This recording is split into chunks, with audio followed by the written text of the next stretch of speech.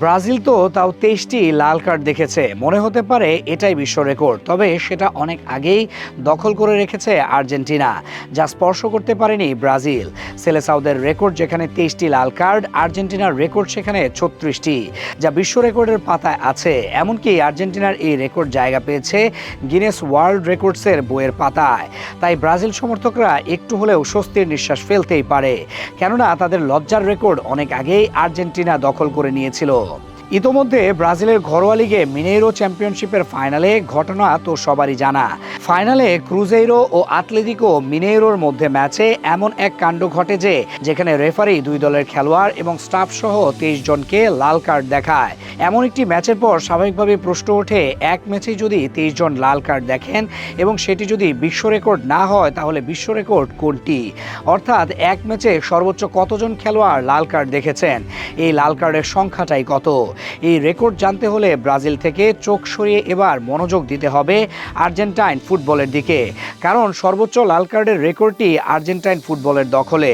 ২০১১ সালের ২৭ ফেব্রুয়ারি আর্জেন্টাইন ফুটবলে পঞ্চম বিভাগের একটি ম্যাচ, যেখানে মুখোমুখি হয় আতলেতিকো ক্লেপেল ও ভিক্টোরিয়ানো অ্যারেনাস।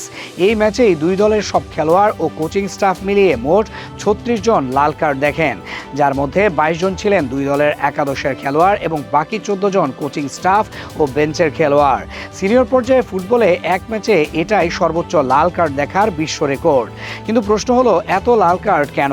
কি ঘটেছিল সেই দিন? ২০১১ সালের সেই ম্যাচে ভিক্টোরিয়ানোর বিপক্ষে ২-০ গোলে এগিয়েছিল স্বাগতিক আতলেতিকো।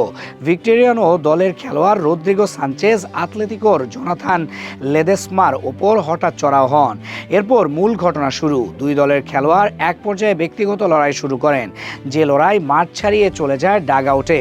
সেখানে বদলি খেলোয়াড় এবং কোচিং স্টাফরাও একে অপরের সাথে চরম লড়াই শুরু করেন। পরিস্থিতি নিয়ন্ত্রণের বাইরে চলে গেলে সে ম্যাচের রেফারি দামিয়ান রুবিনো ঘটনাটিকে সাধারণ লড়াই হিসেবে ঘোষণা করেন এবং কোচিং স্টাফ ও খেলোয়াড় মিলিয়ে মোট ৩৬ জনকে লাল কার্ড দেখান, যা ফুটবল ইতিহাসের পাতায় নজিরবিহীন এক ঘটনা। যে ঘটনা এক পর্যায়ে সর্বোচ্চ লাল কার্ডে জায়গা করে নেয় গিনেস ওয়ার্ল্ড রেকর্ডের বইয়ে। আর্জেন্টিনার ঘরোয়া লিগের এই লাল কার্ডের ইস্যু ব্রাজিলের ঘরোয়া লিগের ২৩টি লাল কার্ডের লজ্জার ইতিহাসকে পেছনে ফেলেছে। কেননা বিশ্ব ফুটবলের পাতায় সর্বোচ্চ লাল কার্ডের ইতিহাস খুঁজতে গেলে সবার আগে আর্জেন্টিনার নামটি আসবে।